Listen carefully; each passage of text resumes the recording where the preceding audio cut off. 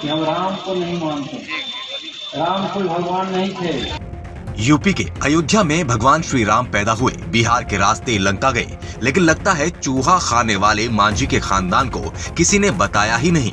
दिमाग चूहे के जितना छोटा हो तो फिर ना तो ढंग से सियासत हो पाएगी और ना ही भगवान का नाम ले पाओगे।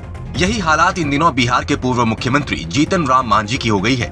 हम आपको अगले 3 मिनट में उन 3 नेताओं के नाम, पता और पार्टी की हालात बताने वाले हैं जिन्होंने राम पर सवाल उठाए। कहा राम तो है ही नहीं, राम का स्वरूप ही काल्पनिक है। सबसे पहले नाम में राम रखने वाले और श्री राम के अस्तित्व पर सवाल उठाने वाले जीतन राम मांझी का बयान सुनिए, जो राम को नहीं मानते लेकिन राम की कहानी लिखने वाले तुलसीदास और वाल्मीकि को मानते हैं। फिर आपको बताते हैं कि मांझी आखिर ऐसा क्यों कह रहे हैं, इसके पीछे उनका कौन सा मतलब छिपा हो सकता है। हम राम को नहीं मानते।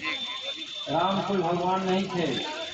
राम को तुलसीदास जी ने और वाल्मीकि जी ने अपनी बातों को कहने के लिए एक पात्र बनाया और वही पात्र के माध्यम से यथार्थ को उन्होंने निरूपित किया है।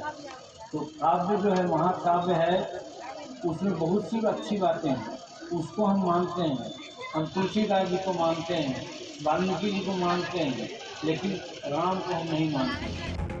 दरअसल मांझी की हालत बिहार में ठीक वैसी ही है जैसे यूपी में शिवपाल की है। पूछने वाला कोई नहीं, लेकिन खुद को तुर्रम खां समझे घूम रहे हैं। अब ऐसे विवादित बयान नहीं देंगे तो मीडिया में भी इन्हें कोई नहीं पूछने वाला। राम के नाम के सहारे ही सुर्खियों में बने रहना चाहते हैं। अब राम राम तो कर नहीं सकते, क्योंकि ऐसा करने वाली पार्टी तो केंद्र में भी है। फिर मांझी करे तो करे क्या?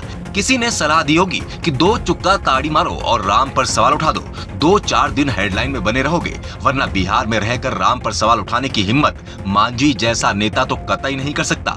हालांकि राम के अस्तित्व पर सवाल उठाने वाले इकलौता मांझी ही नहीं है। दक्षिण भारत के बहुत बड़े नेता करुणानिधि भी राम पर सवाल उठा चुके हैं। उन्होंने कहा था, भगवान राम एक काल्पनिक चरित्र है। राम सेतु किसी इंसान के द्वारा बनाया गया पुल नहीं है।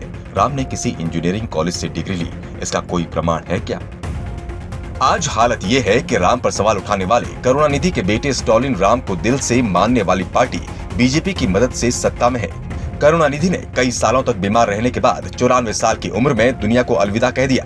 करुणानिधि की लोकप्रियता तमिलनाडु तक ही सीमित रह गई। इनके अलावा कई कांग्रेस नेताओं ने भी राम पर खूब सवाल उठाए। कांग्रेस के वरिष्ठ नेता कपिल सिब्बल ने तो अदालत में इस बात की पैरवी की कि अयोध्या में श्री राम भगवान का मंदिर न बने, लेकिन उनकी दलीलें नहीं चली और आज भगवान श्री राम का भव्य मंदिर बन रहा है। मंदिर के लिए आंदोलन करने वाली बीजेपी केंद्र से लेकर कई राज्यों में सत्ता में है और दिन दुनी रात चौगुनी से बढ़ रही है, जबकि राम का विरोध करने वाली कांग्रेस के हाथ इतने खाली हो चुके हैं कि अब उसके ही अस्तित्व पर संकट मंडराने लगा है। कहीं ऐसा ही हाल मांझी का भी ना हो जाए। इसलिए हमारी सलाह तो ये है कि सुर्खियों में बने रहने के लिए नेताओं को अगर बोलना ही है तो थोड़ा धार्मिक भावनाओं का ख्याल रखते हुए बोलें, वरना हालत ऐसी भी हो सकती है कि दुविधा में दोना गए, न माया मिली न राम।